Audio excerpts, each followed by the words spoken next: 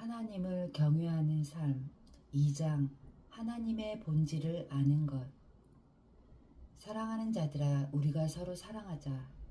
사랑은 하나님께 속한 것이니 사랑하는 자마다 하나님으로부터 나서 하나님을 알고, 사랑하지 아니하는 자는 하나님을 알지 못하나니 이는 하나님은 사랑이심이라. 요한일서 4장 7절에서 8절. 제 아이들 중 한 녀석은 자기 맘대로 해주지 않으면 아빠는 나를 사랑하지 않지요? 라고 말하곤 했습니다. 그게 사실입니까? 아니죠.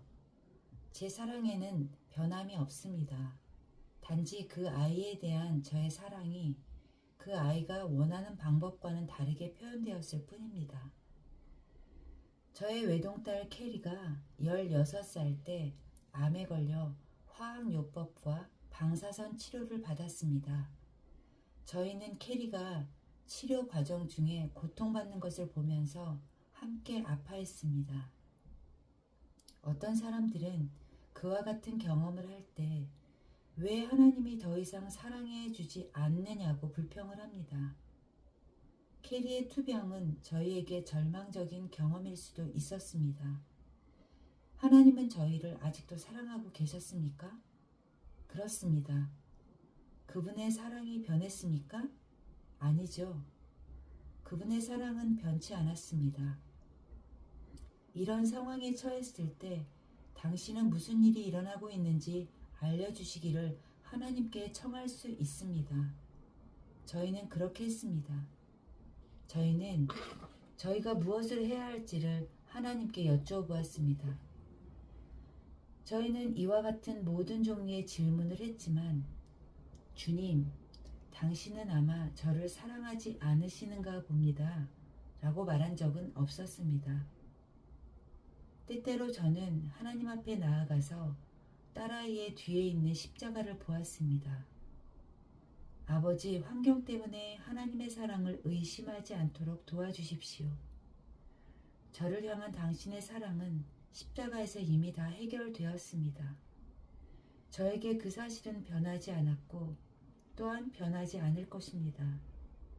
하나님 아버지와의 사랑의 관계가 어려운 고비를 넘기도록 저희를 지켜주었습니다. 하나님은 사랑의 관계를 위해서 당신을 창조하셨습니다. 하나님은 당신이 그분을 사랑하기를 바라십니다. 당신을 그 관계 속으로 초청하는 것은 그분과 함께 사명을 감당하라는 초청이기도 합니다. 하나님의 뜻을 알기 원한다면 마음을 다해 하나님을 사랑하라는 초청에 반드시 응해야 합니다.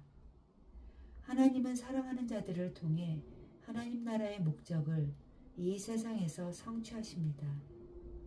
하나님의 뜻을 알고 행하려면 그분이 누구이신지를 알아야 합니다. 하나님의 본질 3가지를 알아보기로 합시다. 각 특성은 당신이 그분의 일을 하는 데 있어 특별한 의미를 주실 것입니다. 첫째, 하나님은 사랑이시다. 그분의 뜻은 항상 최선이다. 요한일서 4장 16절에 의하면 하나님은 사랑이십니다. 이 구절은 하나님이 사랑하신다 라고 말하고 있지 않지만 하나님은 완전하고 조건 없는 사랑을 하십니다. 성경은 하나님의 본질은 사랑이라고 말합니다. 하나님은 하나님 자신의 본질과 상반되게 일하실 수 없습니다. 하나님은 완전한 사랑의 표현에 없이 당신을 향한 자신의 뜻을 결코 당신의 인생에 나타내지 않으실 것입니다. 그렇게 하실 수 없습니다. 하나님의 사랑은 항상 한 사람에게 최선을 주는 사랑입니다. 그러므로 하나님은 절대로 당신에게 차선을 주시지 않습니다. 그분의 본질상 그분은 그렇게 하실 수 없습니다.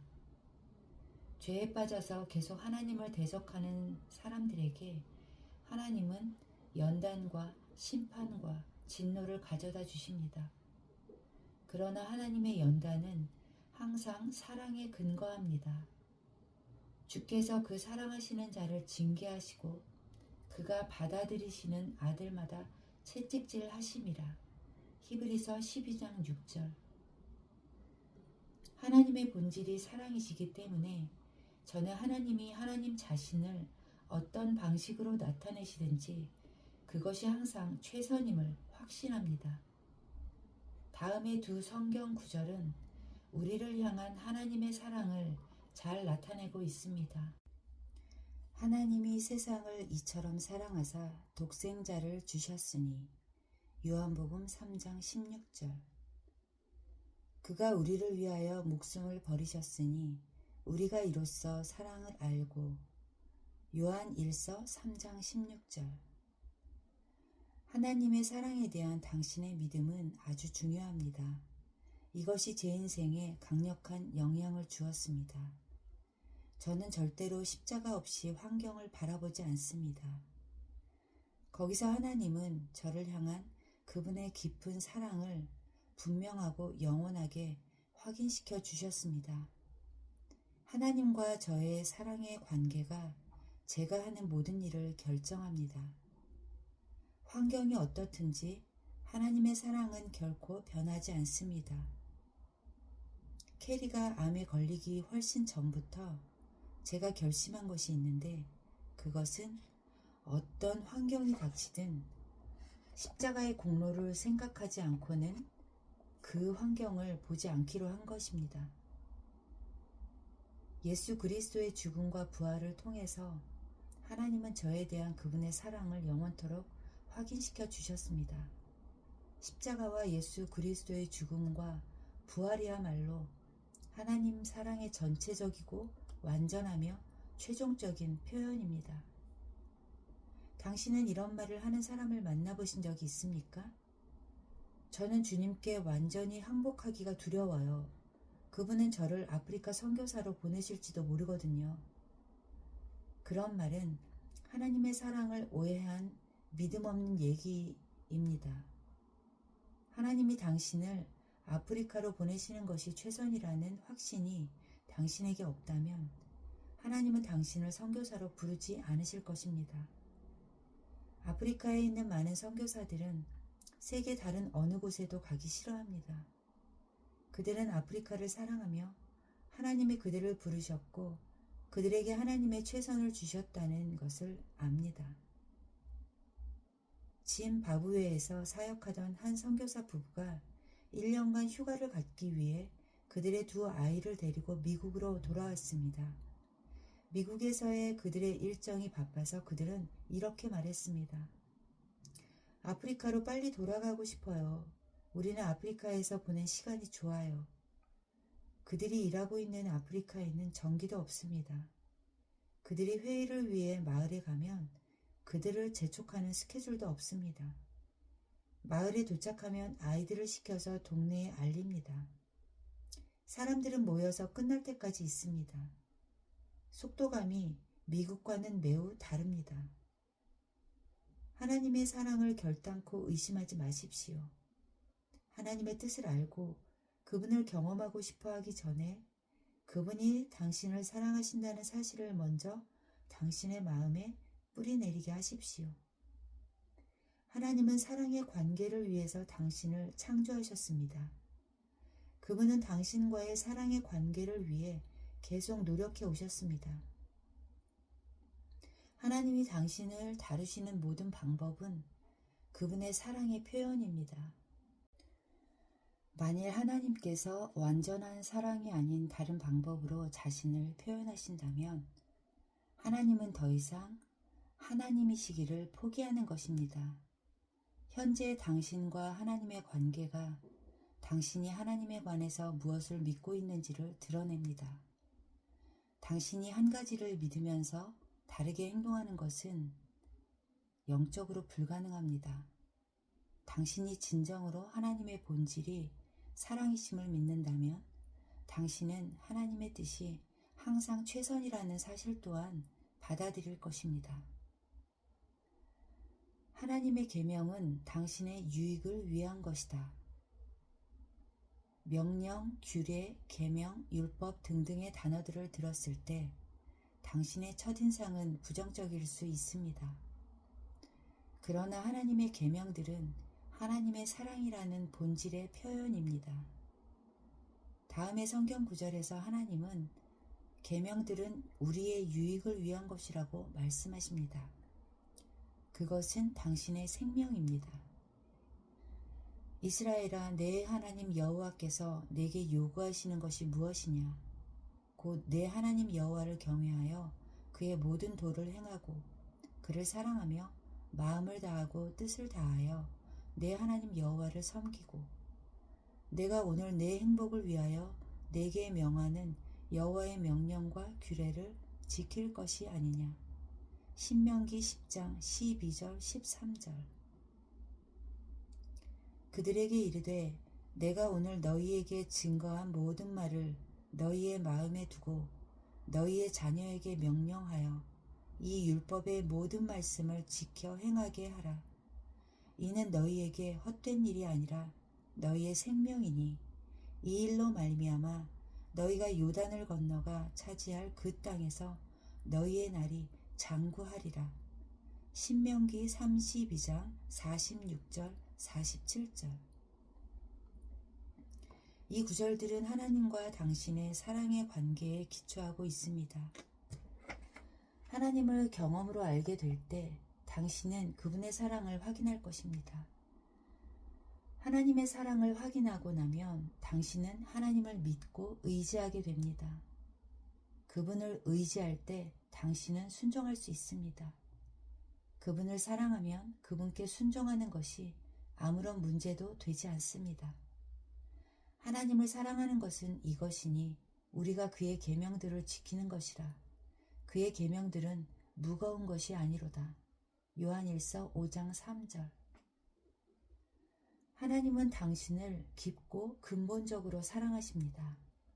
그가 당신을 사랑하시기 때문에 그 사랑의 관계에 있어 풍성한 것을 손해보지 않도록 삶의 지침을 주십니다.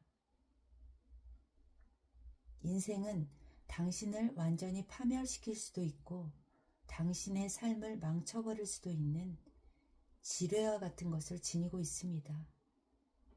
하나님은 당신이 그분이 주시는 최선의 것들을 하나라도 잃어버리기를 원치 않으십니다. 그리고 당신의 인생이 망쳐지는 것을 원치 않으십니다. 당신이 지뢰밭을 가로질러 가야 한다고 가정합시다. 그때 그 지뢰밭에 지뢰가 어디에 묻혀 있는지 정확히 알고 있는 사람이 당신을 인도해 주겠다고 자청했습니다.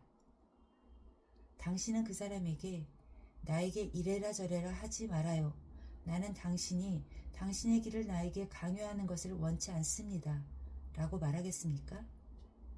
당신이 어떻게 하려는지는 모르지만 저라면 할 수 있는 한 그 사람에게 바싹 붙어서 따라갈 것입니다. 저는 당연히 이리저리 방황하고 헤매지 않을 것입니다. 그가 나를 인도하시는 지침이 되어 나의 생명을 지켜줄 것입니다. 그는 아마도 이렇게 말하겠죠. 그쪽으로 가면 안 돼요. 그 일은 당신을 죽음으로 몰아넣을 것입니다. 이쪽으로 오십시오. 그러면 당신은 살 것입니다. 하나님의 계명의 목적. 하나님은 당신이 생명을 얻고 더 풍성히 얻기를 원하십니다. 주님이 당신에게 계명을 주실 때 그것은 당신을 위해서 마련해 놓으신 최선을 보전하시기 위함입니다. 그분은 당신이 그것을 놓치기를 바라지 않으십니다. 하나님이 계명을 주시는 것은 당신을 제한하기 위해서가 아닙니다. 당신을 자유케 하시려는 것입니다. 하나님의 목적은 당신이 복을 누리며 사는 것입니다. 후일에 내 아들이 내게 묻기를 우리 하나님 여호와께서 명령하신 증거와 규례와 법도가 무슨 뜻이냐 하거든 너는 내 아들에게 이르기를 여호와께서 우리에게 이 모든 규례를 지키라 명하셨으니 이는 우리가 우리 하나님 여호와를 경외하여 항상 복을 누리게 하기 위함이시며 또 여호와께서 우리를 오늘과 같이 살게 하려 하심이라. 우리가 그 명령하신 대로 이 모든 명령을 우리 하나님 여호와 앞에서 삼가 지키면 그것이 곧 우리의 의로움이니라 할지니라. 신명기 6장 20절, 21절, 24절에서 25절. 하나님은 당신이 항상 복을 누리며 풍성한 삶을 살도록 계명을 주셨습니다. 제가 예를 하나 들어보겠습니다. 주님께서 이렇게 말씀하셨다고 가정해 봅시다. 아름답고 멋진 사랑의 표현이 어떤 것인지 알려주마. 너에게 배우자를 준비해 줄게. 그리고 이 사람과 갖는 관계에서 너의 좋은 면이 나타나게 될 거야. 그것은 인간의 사랑에서 가장 깊은 경지에 도달하는 기회가 될 거야. 그 사람은 네 속에 잠재해 있는 멋있는 것들이 밖으로 표출되도록 도와줄 것이고 내 마음이 상할 때 너에게 힘을 줄 거야. 또한 너를 사랑하고 믿어주고 의지하게 될 거야. 나는 너희에게 아이들을 줄 것이고 그들은 너의 무릎에 앉아서 아빠 사랑해요 라고 속삭일 거야. 그러나 하나님은 또 이렇게 말씀하십니다. 간음하지 말라. 이 명령이 당신을 제한하거나 구속하려는 말씀입니까? 아닙니다. 그것은 당신을 보호하고 당신이 인간 사랑의 최고의 경지를 맛보게 하려는 것입니다. 당신이 이 계명을 어기고 간음을 한다면 어떻게 됩니까? 남편과 아내의 사랑의 관계에는 금이 갑니다. 신뢰는 없어집니다. 아픔이 자리를 잡습니다. 죄책감과 괴로움이 몰려듭니다. 아이들까지도 당신을 대하는 태도가 달라집니다. 상처는 당신과 당신의 배우자가 누릴 수 있을 미래의 사랑의 관계를 심하게 제한할 것입니다. 하나님의 계명은 당신을 최선의 인생으로 인도하기 위해서 계획된 것입니다. 그러나 당신이 그분을 믿고 의지하지 않으면 당신은 그분에게 순종하지 않을 것입니다. 당신이 그분을 사랑하지 않으면 그분을 믿을 수 없습니다. 당신이 그분을 알지 못하면 그분을 사랑할 수 없습니다. 그러나 만일 하나님께서 당신에게 자신을 계시하시는 대로 진정으로 그분을 알게 되면 당신은 그분을 사랑하게 될 것입니다. 당신이 그분을 사랑하게 되면 그분을 믿고 의지할 것입니다. 당신이 그분을 믿고 의지하면 그분에게 순종할 것입니다. 그분께 순종하지 않는다면 당신은 그분을 진정으로 사랑하는 것이 아닙니다. 하나님은 사랑이십니다. 그분이 사랑이시기 때문에 당신을 향한 그분의 뜻은 항상 최선입니다. 그분은 또한 전지하시기 때문에 그분의 인도하심은 항상 옳습니다. 하나님은 전지하시다. 그분의 인도하심은 항상 옳다. 하나님은 본질적으로 전지하십니다. 즉 모든 것을 다 아십니다. 하나님은 모든 지식을 갖고 계십니다. 다시 말해 과거, 현재, 미래 그 무엇도 하나님의 지식의 범주를 벗어나지 못합니다. 그러므로 언제든지 하나님이 당신에게 하나님 자신을 나타내실 때 그분의 인도하심은 항상 옳습니다. 하나님이 지시를 내리실 때는 이미 가능한 모든 요소를 점검하셨다는 사실을 신뢰할 수 있습니다. 하나님이 주신 지시가 나중에 실수였음을 발견하는 일은 절대로 있을 수 없습니다. 그분의 인도하심은 항상 옳습니다. 당신은 하나님께 여러 가지 길을 보여달라고 기도한 적이 있습니까? 그래서 당신이 그 중에서 한 가지를 고를 수 있도록 말입니다. 하나님이 도대체 몇 가지를 보여주셔야 옳은 길을 갈 수 있습니까? 하나님은 언제나 맨 처음에 옳은 것을 주십니다. 하나님의 뜻을 알고 행함에 있어서 당신은 그분의 뜻과 그 뜻을 실행에 옮기는 지침들을 명확하게 알게 될 때까지 하나님 앞에서 기다리는 법을 배워야 합니다. 인간의 지혜와 지식은 항상 부족합니다. 하나님의 지혜와 지식만이 언제나 완전합니다. 당신은 하나님의 뜻이 옳은 행동 지침인지에 관해서 하나님과 변론할 필요가 없습니다. 인간의 관점에서 볼 때는 하나님의 뜻이 말이 안 되는 것처럼 보일지라도 당신의 순종은 그분의 뜻이 옳다는 것을 깨닫게 해줄 것입니다. 밴쿠버에 있는 우리 교회 중에 한 곳에서 다른 언어를 사용하는 사람들을 위한 지교회를 3개 더 개척하는 것이 하나님의 뜻인 것 같다고 믿게 되었습니다. 이 교회는 17명의 회원이 모이는 교회였습니다. 인간적으로 보면 이렇게 작은 교회가 그런 큰 사업을 감당할 수 있으리라는 가능성은 거의 희박했습니다. 그들은 남침례교단의 국내 선교부에서 목사님들의 봉급을 줄 것으로 기대하고 있었습니다. 국내 선교부에서 앞으로 3년간은 그 지역의 새 교회를 도와줄 예산이 없다는 소식을 전해왔을 때는 이미 한 목사님이 이사를 진행 중에 있었습니다. 그 교회는 하나님이 그들에게 하라고 하신 일을 할 재정적 능력이 없었습니다. 그들은 저의 조언을 구했습니다. 저는 그들에게 주님께로 돌아가서 분명히 하나님이 그들을 부르셨는지를 확인하라고 권면했습니다. 그들은 그렇게 한 뒤 제게 말했습니다. 우리는 아직도 하나님이 우리에게 3개의 지교회를 세우라고 하셨다고 믿습니다.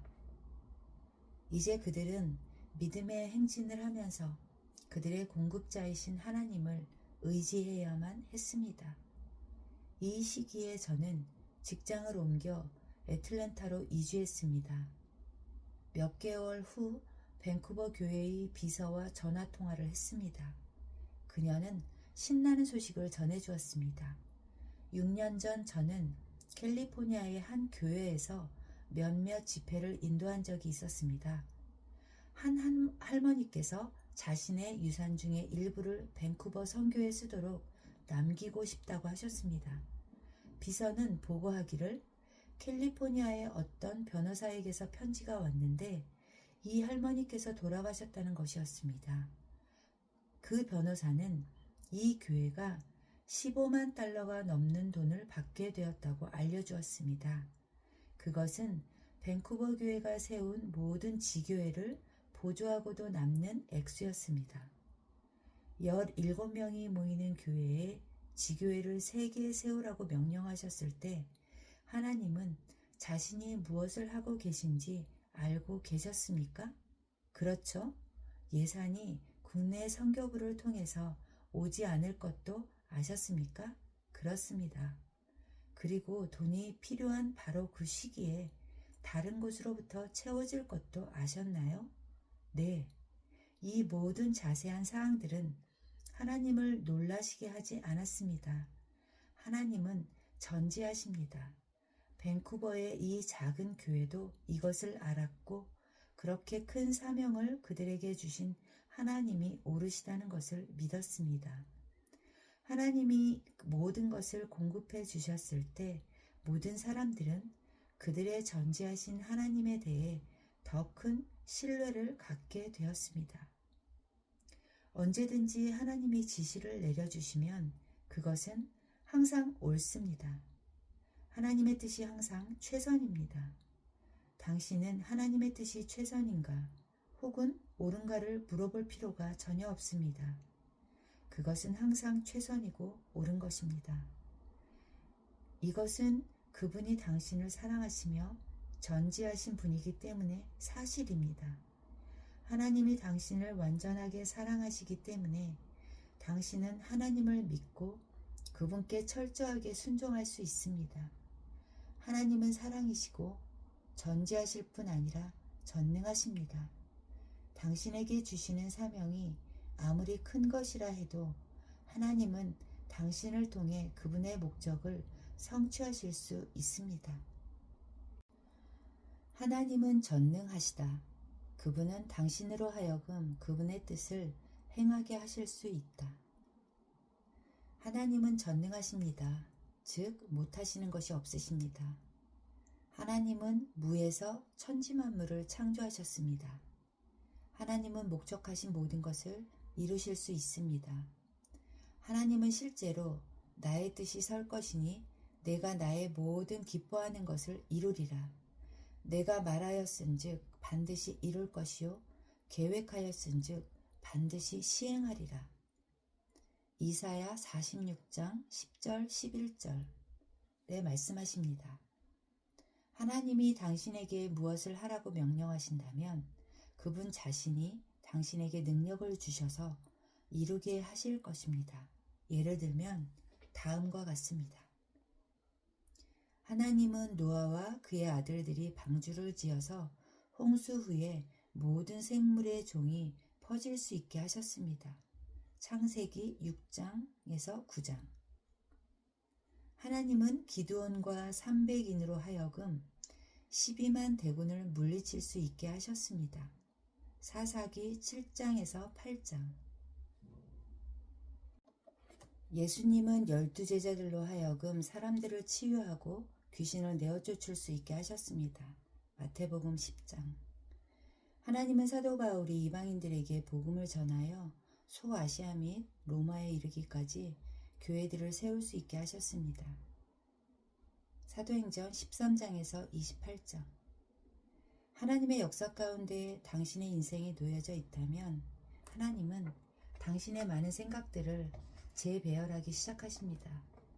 하나님의 방법과 생각은 당신이나 저의 생각과는 판이하게 달라서 때로는 틀렸거나 미쳤거나 불가능한 것처럼 들립니다. 자주 당신은 주어진 일이 당신의 능력이나 자원으로는 성취할 수 없는 것임을 깨닫게 될 것입니다. 인간적으로 불가능한 일임을 깨달았을 때 당신은 하나님을 철저하게 믿고 의지할 필요가 있습니다. 그분이 당신에게 능력을 주시고 준비시키셔서 당신에게 분부한 모든 것을 이룰 수 있게 하심을 믿어야만 합니다. 하나님을 의심하지 마십시오. 하나님이 하나님 되게 하십시오. 필요한 힘과 통찰력, 기술, 그리고 자원을 위해서 하나님을 바라보십시오. 하나님이 당신에게 필요한 모든 것을 공급해 주실 것입니다. 하나님은 마치 어린아이에게 하시듯이 단순한 방법으로 자신을 당신에게 알려주기 시작할 것입니다. 당신이 어린아이처럼 그분께 온전히 의지하면 당신은 당신 앞에 펼쳐질 인생을 새롭게 보는 방법을 발견하게 될 것입니다. 그러면 당신의 인생은 만족스러운 것이 될 것입니다. 당신은 허무감이나 목적의 상실감도 절대로 느끼지 못할 것입니다. 하나님은 항상 그분 자신으로 당신의 인생을 채워주실 것입니다. 하나님을 소유했다면 당신은 천지에 있는 모든 것을 가진 것입니다. 모세에게 스스로 있는 자이셨던 동일한 하나님이 당신의 하나님이신 것입니다.